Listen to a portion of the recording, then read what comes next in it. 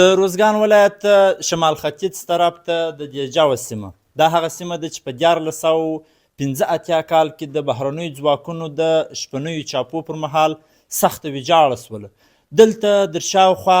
80 پورې کسان شهیدان سوه او د شاوخوا 80 پورې نور ټپیان سوي دي. دغه نښې چې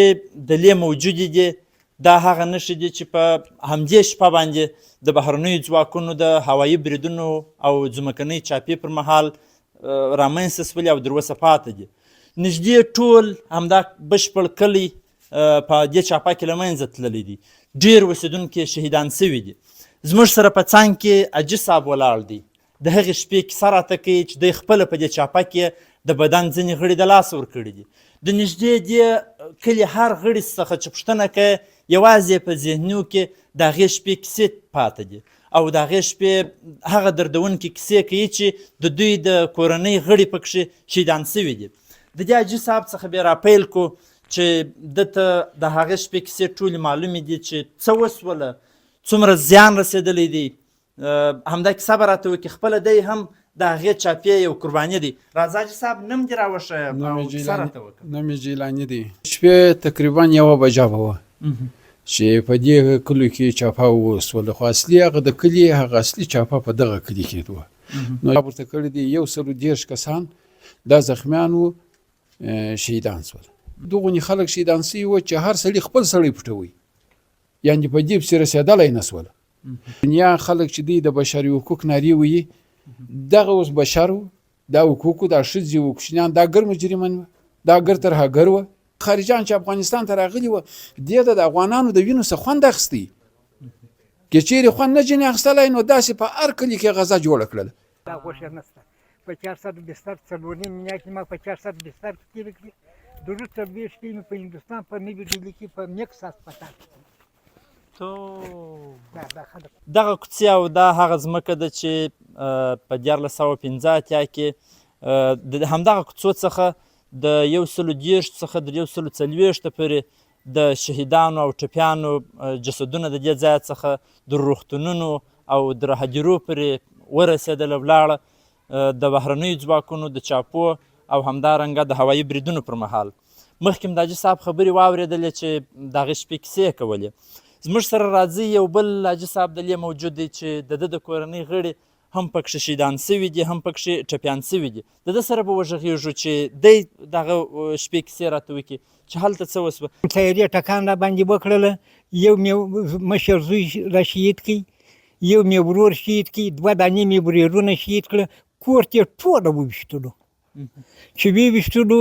سهار چې د لمانځه وخت شو د یو خوا څخه یوه سپینه تیاره راله یوه توره تیاره راله. هغه چې راله یو بن یې د ډاکټر صاحب پر کور وغورځوه، بل یې زما پر ماجت وغورځوه. ماجت یې در اوسه پورې د خدای په ما کوي که ما دروازه لا لیدلې دروازې یې ورکې شولې. نو دغه سهار چې لمانځه مات شو شهیدان شهید زما په خدای قسم یې که ما یو مې لیدلی دی یا ورغلی یم ډیرې ته ما ټپیان ځینې بار کړه ولاړم بازار ته شفاخانې ته ولاړم. شفاخانې ته چې ورغلم که نر و که ښځه به تر ما پورې وینې ځینې به یېدلې د کور د کوچنیانو پورې خدای دې په ما کوي که نر و که ښځه به ټولو ژړل په شفاخانه کې د بازار په شفاخانه کې. د مشر زوی دې اوس په یادېږي څېره په یادېږي زما دې په دغه بیتې قسمې که مې په د لمانځه په دعا کې در اوسه بیا دعا پرې ایښی دي.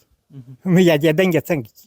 زوی مرګ څونه زور غواړي؟ دغه زور غواړي. ما تیارې ته شا ور وګرځول پر ده مې یاسین وایې مال ګوندټام ځان مې ښه مال ګوندټام تیاره وبیلي. دا دیوالونه چې د هغې شپې باندې چاپه په همدې کلي کې ویل سوي پر دې دیوالو در اوسه پورې د چاپې نښې پاته دي او نږدې د دې کلي هر کور هره کوڅه هر دیوال د هغې شپې د چاپې کیسې بیانوي. زموږ سره مخکې حاجي صاحبانو خبرې وکړې. یو بل حاجي صاحب چې د هغې شپې کیسه یې په ذهن کې پاته ده او دردونکې خبرې لري، د ده سره غږېږو. نوم دې څه دی حاجي صاحب؟ ولي محمد بار یې راباندې شروع کړي. ګرده ښځې و کوچنیان یې را شهیدان کړله. بیخي بېکاره صحنه وه په هغه شپه، هغه دردونکې صحنه وه. در اوسه مې نه هېرېږي. ورونه مې ټپیان سوله، خویندې مې شهیدانې سولې. نو په هغه شپه کې بیخي ډېر شهیدان یې را وکړله. د اما زامن مې 4 کسه شهیدان سوله. نو موږ په خپله زخمیان سولو، 3 کسه ګیر کړي وو، د لاسونه یې راتړلي وه. په لغت و په وهلو بې وهلو ولته یې نه سمباله بې وهلو اخر یو دامه زوی مې و د هغه باره چې ټکان یې راباندې وکړه تایرې هغه باره د پښو سنارې کړه زما پښې کار پرېښوی دی د خدای په اړونه ګرځول هغه چې به مو ورڅه وکړه موږ پښې دې روغې دي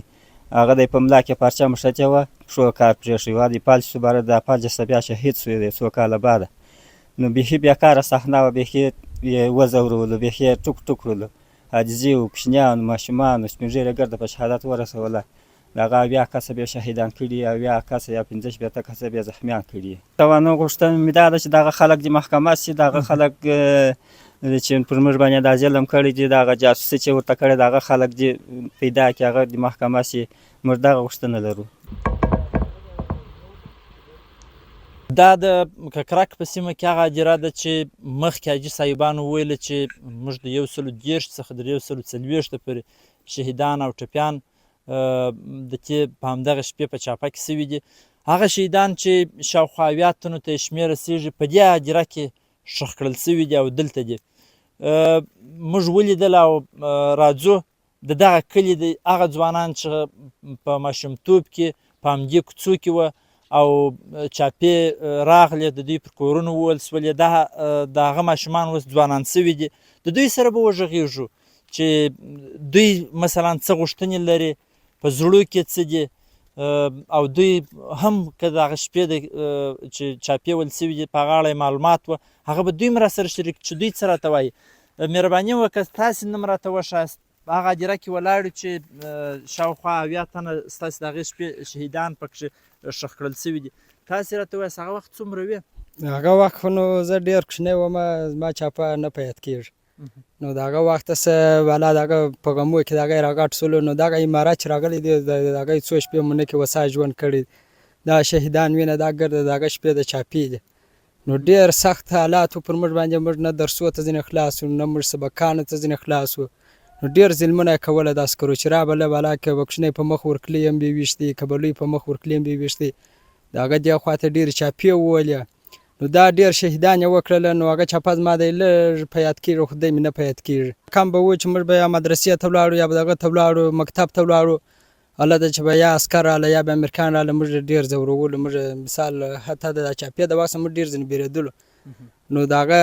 مثال د غټې چاپې وروسته بیا ډېرې چاپې وولې امریکانو نو د هغه راهیسې موږ هغه وام په زړه کې و بالا موږ نه مکتب ته ورتللی سو نه دغه ته موږ د کورو څخه نس راوتلی موږ د کورو څخه نس راوتلی نه پرېښولو نو اوس د امارات راغلی دی اوس موږ نه کې وڅا سوي اوس مو درسونه م شروع کړي دي